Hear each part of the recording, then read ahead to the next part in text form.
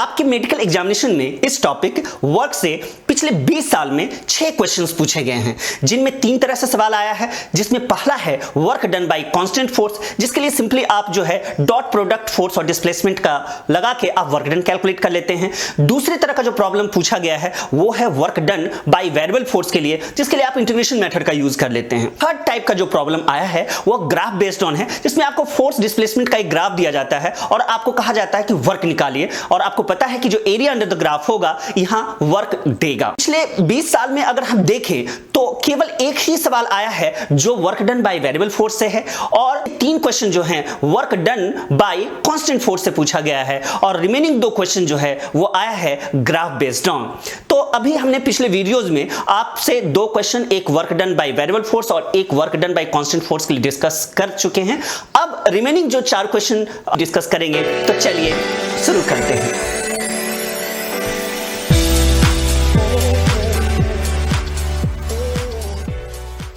यहां पे जो प्रॉब्लम दिया गया है उसमें एक फोर्स वेक्टर दे दिया गया है 3i cap plus j cap, और साथ में आपको इनिशियल पोजीशन s1 और फाइनल पोजीशन s2 दे दिया गया है। आपको कहा गया है कि आप वर्क डन कैलकुलेट कीजिए। तो देख के ही ये सवाल लग रहा है कि ये कांस्टेंट फोर्स वाला है, तो उसके लिए हम क्या करेंगे, डॉट प्रोडक्ट लगा देंगे। तो w इज इक्वल टू हो जाएगा f dot delta s। Delta s का मतलब हुआ डिस्प्लेसमेंट वेक्टर, जिसके लिए हम s2 फाइनल पोजीशन वेक्टर में s1 इनिशियल पोजीशन वेक्टर को माइनस कर लेंगे। यहां आप इसे सॉल्व कर लेंगे, आपको आंसर आ जाएगा 9 जूल, और ये क्वेश्चन 2013 आपके मेडिकल एग्जाम में पूछा गया था। यहां पे जो प्रॉब्लम दिया जा रहा है ये थोड़ा इंटरेस्टिंग है, क्योंकि यहां आपको काइनेमेटिक्स का थोड़ा सा कांसेप्ट यूज कर लेना है। आपको डिस्प्लेसमेंट का एक इक्वेशन दिया गया है और ये लिनियर वे में जा रहा है, 3 kg का ब्लॉक है। 2 सेकंड के बाद आपको निकालना है वर्क डन कितना होगा। तो सबसे पहले क्या करेंगे, डिफरेंशिएट कर लेंगे। डिस्प्लेसमेंट को आपको वेलोसिटी मिल जाएगा, एक और बार डिफरेंशिएट कर लीजिए, आपको एक्सेलरेशन मिल जाएगा जो कि इक्वल होगा 2/3 मीटर पर सेकंड स्क्वायर के। अब क्या करेंगे, सिंपली f निकालेंगे, मास तो दिया हुआ ही है, m × a, फोर्स मिल जाएगा 2 न्यूटन। और अब एक लास्ट काम बचा है कि आप काम यानी कि वर्क कैलकुलेट कर लेंगे। तो वर्क के लिए क्या करेंगे, w is equal to f into s।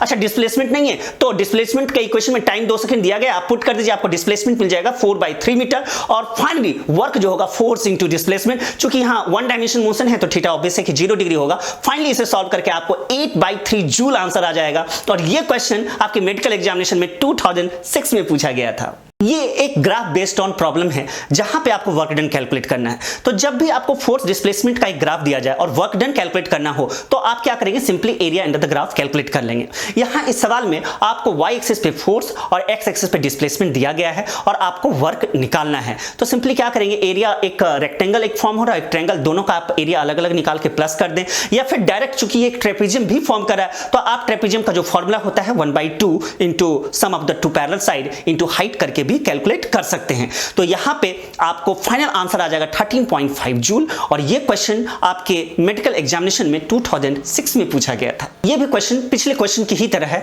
इसमें भी आपको एरिया अंडर द ग्राफ दिया गया है फोर्स डिस्प्लेसमेंट का और आपको वर्क डन कैलकुलेट करना है। तो फिर से वही काम करेंगे, एरिया आप कैलकुलेट कर लेंगे। तो यहां आप अलग अलग रेक्टेंगल और ट्रायंगल दोनों का एरिया कैलकुलेट करके प्लस कर लें, या फिर ट्रेपेजियम का फॉर्मूला लगा लें, आपकी मर्जी है। सॉल्व करेंगे 13 जूल आपको आंसर मिल जाएगा। और क्वेश्चन आपके मेडिकल एग्जाम में पूछा गया था 2011 में। तो इस तरह से टोटल 6 क्वेश्चन मेडिकल एग्जाम में पूछे गए हैं इस टॉपिक यानी कि वर्क से।